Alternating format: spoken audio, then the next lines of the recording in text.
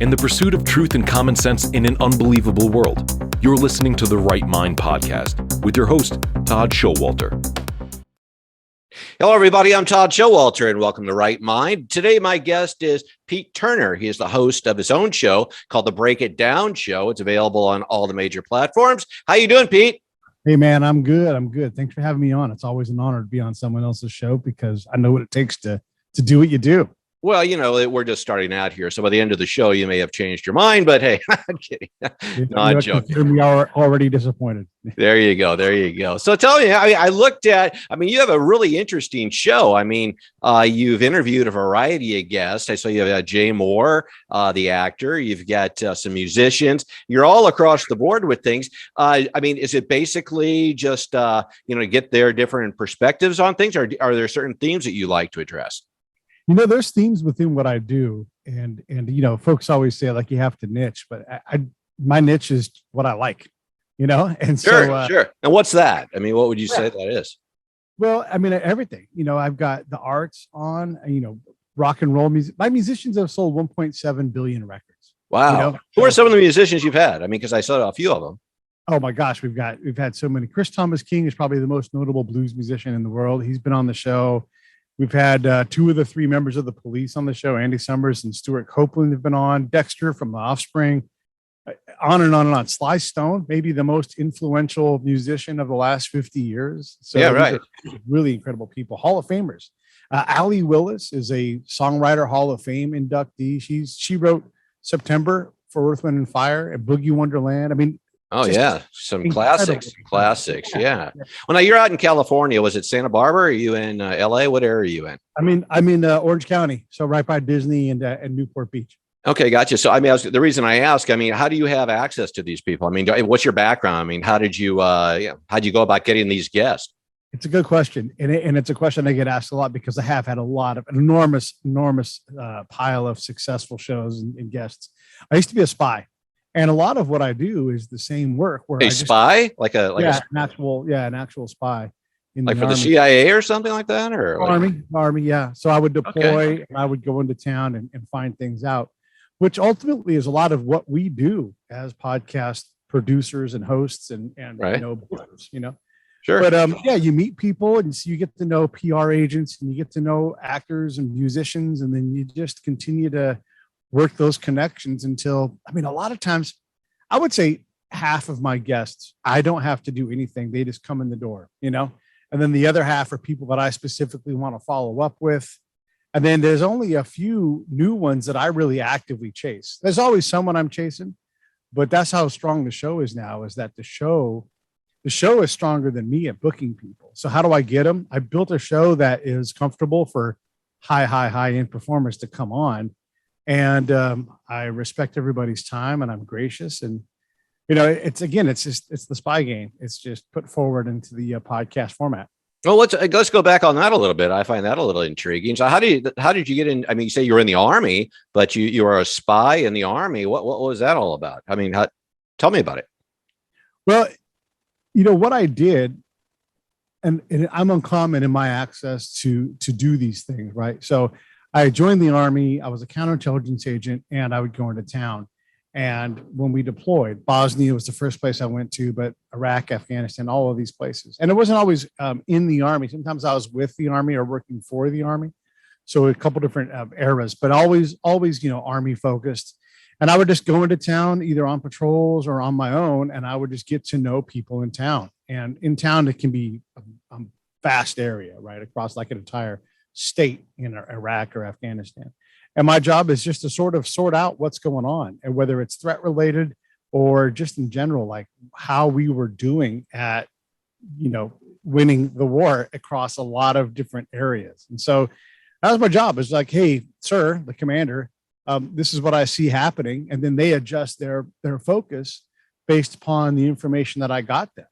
And it's a really remarkable thing to be able to do. And what really makes me different is I stayed at the ground level. A lot of times in the military, you go one or two times, then you graduate up in rank, and all of a sudden now you're running a team and you're running an office or whatever it is. But because of the nature of how my career progressed, I just stayed at the ground level all the time and got better and better and better and better at making these connections in town, but also getting the military to be able to receive the realities that I was bringing them. Okay, it's ironically I'm watching this Homeland show right now. It's like a series, which is really good, and I'm always the last person at the party, because it's been out for a long time. Yeah. But I mean, is there? I mean, in that show, I mean, they're they're in Lebanon, they're in Beirut, they're doing all these different things. I mean, I didn't even know we were going to go this way with this interview. Yeah. But when you were a spy, did you just blend in with the locals? Or I mean, how did that work? Did they think you were one of them? No. And this is one of the reasons why I say I was a spy. My peers would say, you're not a spy, you're a collector or whatever, right? And that's just our way of codifying what a spy is, right? But to everybody else, if I'm out asking questions in town, well, what am I to them? I'm going to be a spy. So I would just say, I'm here to ask questions. And if I ask a question you don't want to answer, don't answer it. I wouldn't force anybody to do anything. I wasn't trying to trick anybody or like work some kind of magic. Look, I have all the tools to completely influence a conversation, but I always found that it was better to just get to know people and build trust, right? So I didn't try to blend in. I tried to be Pete. And the other thing that's very rare is I just use my name. Hey, I'm Pete. I'm from Florida. Hey, I'm Pete. I'm from California, wherever I was from. Right. And I would just be honest about it because I wasn't dangerous to them. I'm being open about what I'm doing. I'm trying to learn what's happening here. I'd like to have dangerous people not do dangerous things. These are all honest things I would say openly. And so, no, I didn't try to blend in because you can't out Iraq and Iraqi. You can't out Jordan or Jordanian. You just can't. Right. So I would just be Pete, the guy that was cool to talk to and someone that you wanted to have around. And that's how I got access to all these things, is by developing a real relationship instead of this fake relationship. I spent as much time dealing with our inability to get things right as I did ever trying to, probably more so than ever trying to fool anybody into cooperating or compel them to cooperate with me outside the wire. What kind of people would you come in contact with? Were these high level people? I mean, now, yeah. How did you say you were even there? Did you just say you were a tourist or you were a collector? I absolutely say, look, I'm with the Army. My job is to ask questions, keep people safe. And they can make of that what they want. It's not my job to decide what they do. It's my job to determine. It's my job, my role, to be honest. And so that every time they see me, I'm the same dude. So I don't put on a game, right? I go out and I talk to these folks. So I might talk to a farmer, I might talk to a tribal elder, and I you can't ask directly for what you want because you won't get it. So of course I want to meet people that no one else gets to know, and that's sort of the magic sauce that I have, right? So I would go out to an area, I would see all the people that the military was interested in talking to, that they were talking to, and I'm like, let me go talk to people that they've never talked to get into different networks and get to the highest level people. And invariably, I'm able to do that because I don't come directly at it, right? I build a relationship, and then when it's appropriate, either they hand me off to the person that I want to meet, or they identify the person I should meet. And then their introduction makes my ability to work with that next person all the more better. Well, is there ever any danger involved? Oh my God, all the time. Really? Well, like what? I mean, what kind of give me an instance? Do you mind? Well, I find this intriguing. I mean, I had no idea I was talking to a spy today. I didn't. Well, I mean, I've been shot at. I've been hit by a tank. I've been mortared. There's danger all around. There's bombs that have gone off. There's days when I'm like, hey, I'll be off the camp this day going to the main camp. And that's the day the patrol gets hit with a bomb. I mean, all of these things happen. Someone brought a live grenade that was thrown at us at our patrol, and they brought it into the room that we were in. Like, hey, this grenade didn't go off. Here it is. And we're like, so tons of danger. You got to realize my job is not to worry about the danger. My job is to accept that there's dangerous things happening, mitigate that, and then get access to information that nobody else can in that region. And I was damn good at it. Wow. So, I mean, you actually then, so to speak, cracked some codes and made some progress with that. I mean, do you feel that I'm sure you did. I mean, did you help as a result of your work? I mean, did you help some certain things be avoided, or, did you catch things before they happened? Yeah. So there's a couple things. Yes, of course that happens. And a lot of that's proving a negative, right? So by simply, I would never ask about things that were threat related. And there's so many people in a military unit that are focused on that. If that information came in, which it always did, I can divert it over to the person who's focused on threat. And I would focus on everything else that we didn't know, that we needed to know. So there's all these what they call non-lethal aspects. And I would just pick these bits of information up, meet these people because they were tied to important things. Because look, when you look at the goals of Iraq and Afghanistan and our deployments there, a lot of it is establish and train, and to build the capacity of the government, of the police, of the military. Well, those are relatively non-lethal things, right? So we're trying to create this capacity, but if we're not doing it, if the population doesn't accept that, the commander wants to know that. The thing is hardly anybody's focused on looking at that. So a lot of what I did was focus on those aspects of it. Because I didn't focus on threat, the farmer would come up to me like, "Hey, Pete, you're always such a great guy. I know that something might happen in a couple of days. Do you want to know about it?" And I would say, "Yes, of course. Would you mind telling that guy over there?" And so I would push the threat stuff off to the people focused on that. And I would continue to do my job of collecting the other things. And then later on, they'd be like, "Hey, Pete, that lead that you sent me was fantastic." On the other side of that, you might be out with someone who wasn't skilled at collection like I was, right? And there's a lieutenant one time he's out and he's looking for the mortar team. And he was so abrupt, so direct, so hard to talk to. I didn't like the guy, right? Right. So when the Iraqis saw this guy, I'd see him talking to somebody and I'd be like paying attention off the side of my ear to what he's doing while I'm talking to the person I'm talking to through my interpreter. And I would say, "Hey, man," to my interpreter, night train, I'm like, "Let's go back over and talk to that guy over there, the LT was talking to." And we go over there and be like, "Hey, man, sorry about that guy. He's got a bad attitude. What's up? How are you guys doing?" And then the next thing you know, that guy's like, "I want to tell you about that mortar team you guys were asking about because I don't want them in the neighborhood because I got kids." Right. But because the LT came so directly, so hard, so direct, he was never going to get that information. And by being kind and caring about who that guy was and finding out like what he cared about, "Hey, my kids need to be safe," that allowed that person to give us some information that could be useful at some point in time. Right. It's just one little bit of information. But that difference in approach was what allowed me to outperform all my peers and then have commanders say, "Whatever you want, Pete, wherever you want to go, whatever I can do to help you, let's do it because you're giving me information I need to win." Wow. Okay. So a lot of it's building trust, then I take it. So all of it is building trust. It is the first, second, and third, probably the fourth objective on my list. Yeah. And with go the ahead. military too.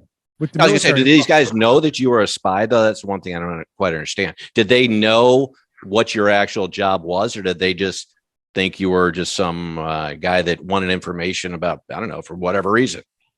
Yeah. I mean, look, there's plenty of times where I'm like, "Hey, there's Pete. That's the guy who's a spy." You got to understand the intelligence reports would come out. It's like, "Hey, there's a guy named Pete and he's a spy, right, in the region." And this would be the enemy talking about me. We would intercept that. I'm like, "Cool. That's exactly what I want. That means I'm in the game now. I've got a name in this game. I've got a number on my back and they're looking for me and trying to find out what's going on." That's communication. That's absolutely what I'm going for. I don't control what they call me. I control my actions, right? So I'm hoping that they identify me. If no one knows my name, if no one's trying to kill me, then I'm not playing the game. Wow, that's really fascinating. So how long did you do this? I mean, okay. Oh, but are you out of it now? I mean, are you? Yeah, I don't do it now anymore. Yeah. That time is over. I'm done dealing. You're done. You're done being a spy. Well, that's fascinating. Yeah.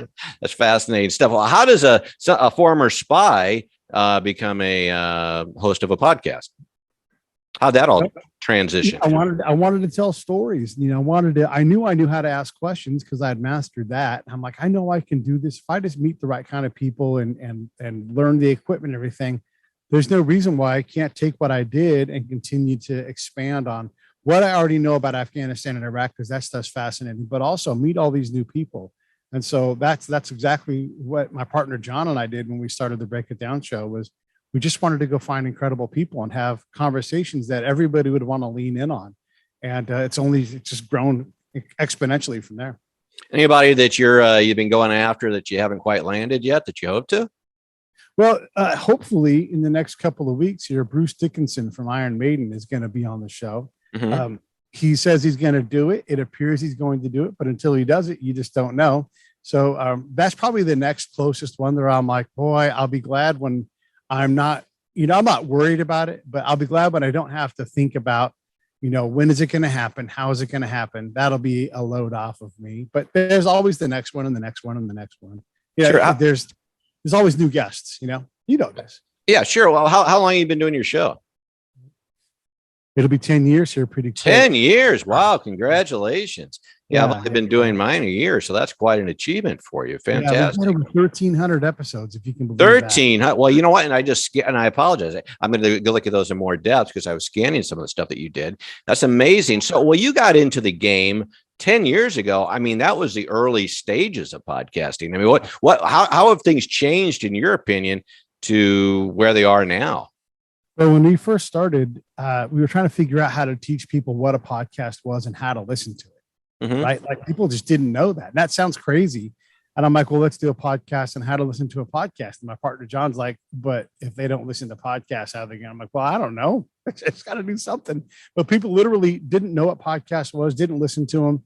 And now 10 years later, who doesn't have a podcast? I mean, there's millions, right?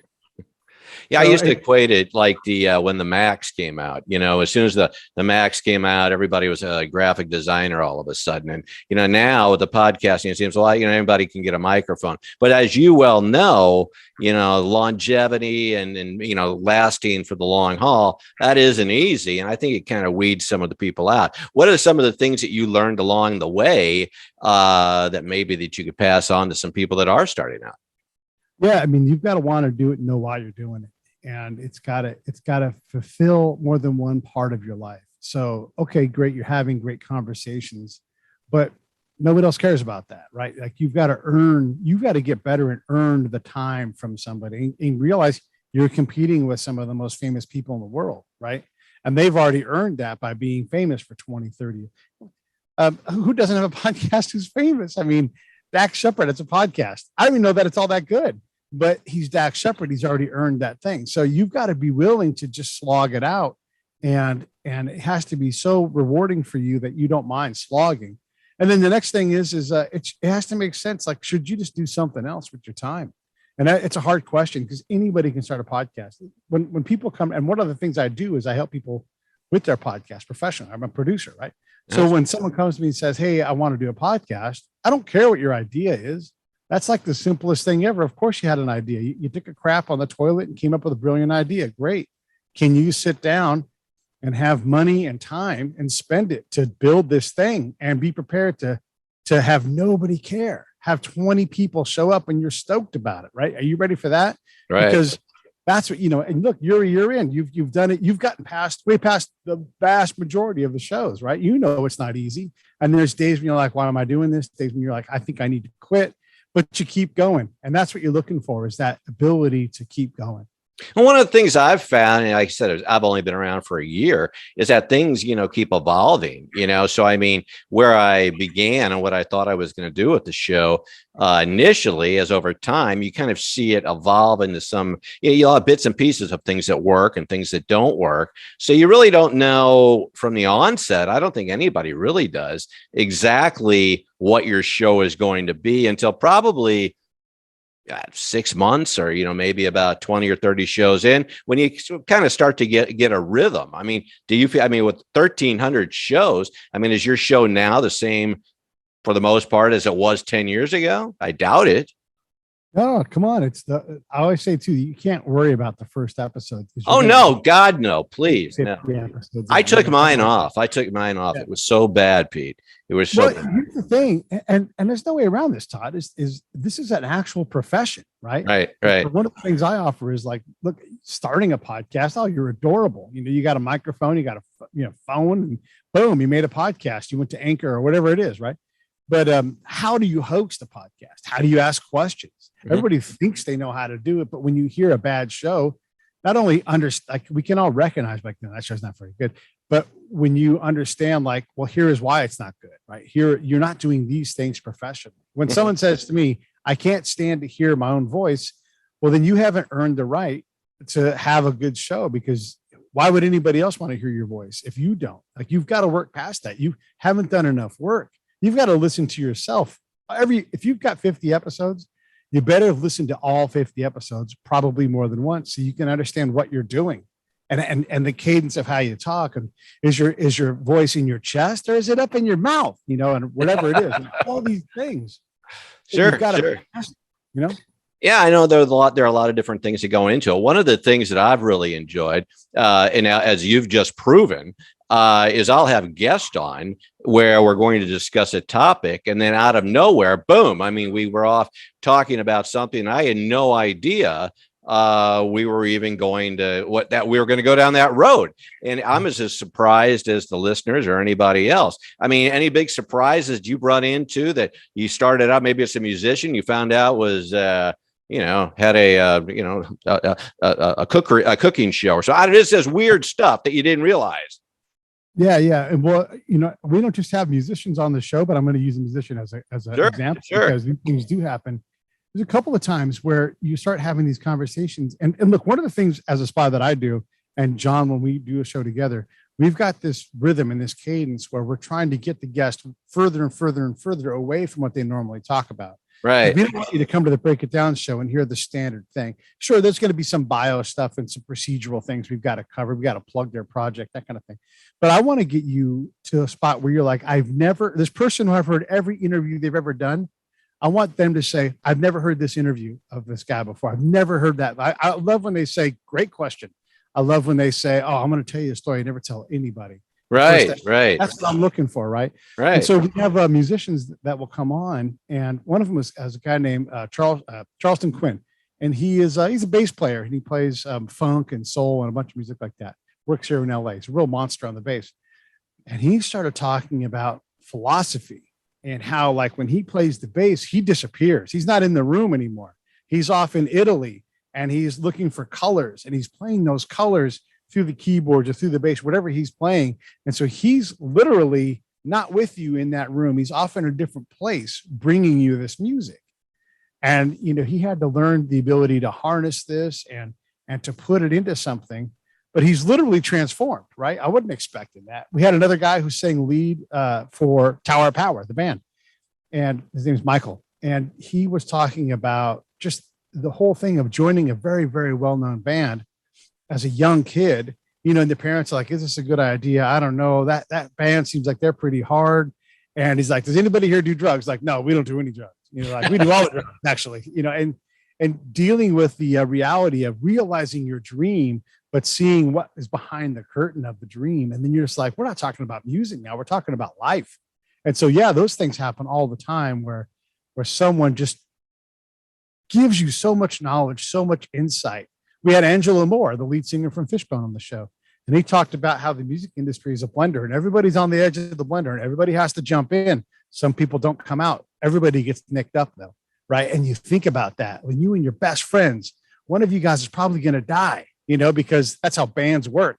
If you have any kind of success, and you're all going to have these things that you would never choose to go into, but you have to, because that's the industry. Well, and that's just it. I mean, you get into things that you didn't, intend to go into. And another thing that I've found is, because I too talk to a variety of different people. I mean, some more famous than others, but regardless of how well known they are, they still seem to have the same problems as, the guy up the street. And I think, a lot of people don't realize that. I mean, I was talking to somebody on a show about 3 weeks ago, and, her guest, they deal with the same types of stuff, anybody, Joe, the insurance salesman, deals with, which I think, puts things on a more natural and practical level for some of these people. So yeah, I see where you're coming from. So you mentioned you have a co-host or you have a co-producer named John. Now, what is his role? Yeah. So John Leon Guerrero, we started this show together. It's really my show now. He's always on the show. He's always welcome. I'm always trying to create opportunities for him to come on. But he's focused more on a professional career where I focus more on the entertainment career. So, it's my show now, but it's every bit his show as well, because, he's a co-founder of it. So, I don't know, once a week, 3 times a month, something like that, we'll be able to get on the show together. We're still dear friends, close friends. They stay at my house when they come down here. We stay at theirs, we're up there. So we're super close, but it's just, we've had to, production wise, there's only so much he can do versus what I do. So my job is just to blow his mind every time he grabs the microphone and gets to talk to someone. Okay. So you kind of the yin and the yang, so to speak. Yeah. Gotcha. Exactly. Well, that's really cool. Okay. Well, where can people actually, I mean, I mentioned before, you're on all the major platforms. Any other, as far as, are you on YouTube or Rumble or where else besides the major platforms, this is the video podcast that you have as well. Where can people find you? Yeah, I mean, that's the place I'd want you to go is YouTube. I mean, maybe you can go to Rumble, wherever you want to go. But if you want to get the freshest, livest stuff, it's the live show, and Mhm. that's on YouTube, Facebook, Rumble. It gets broadcast out to those places as well as LinkedIn if you're dying to go to LinkedIn. But that's the thing, right? Go to YouTube, just type in PA Turner or type in Break It Down Show, and you'll see me come up. And that's where like I'll be live. I'll be live in about 45 minutes, 30 minutes talking about the Ukraine-Russian conflict with a friend of mine who's a Green Beret, right? So Wow. Okay. it's always available. And then of course the live shows turn into just regular shows. So then those turn into, podcast at some point. So if you listen on the podcast side, you're going to be, well, look, you're going to be months and months behind because I only Right. put out about 2 podcast episodes a week, but lives lately I've been doing 6 and 7 because of this Ukrainian conflict. What do you think of all that as a former spy and military? I mean, one of the things that I think is a shame is that we have such a subjective media now. There's nobody knows what in the hell actually is going on. I mean, from a spy's perspective, do you have any insight about what the real truth is here? I mean, it's a big question, right? And so one of the things that I know is that, look, Joe Biden and the people that he hired have been failures for the last 15 years at foreign policy. Right. Yeah. Right. Political. I mean, it's just the truth. You can pick a country we were involved in. He screwed up in Afghanistan, made the wrong call in Iraq. Now, all the guys that are working with him now are the guys that have always worked with him. So to think that there was some ability for them. Look, the other day, Joe Biden called the OPEC countries to try to work on a deal for oil. They refused the phone call. They refused Joe Biden's phone. Right. That was was it the Saudi prince? Was that who you mean?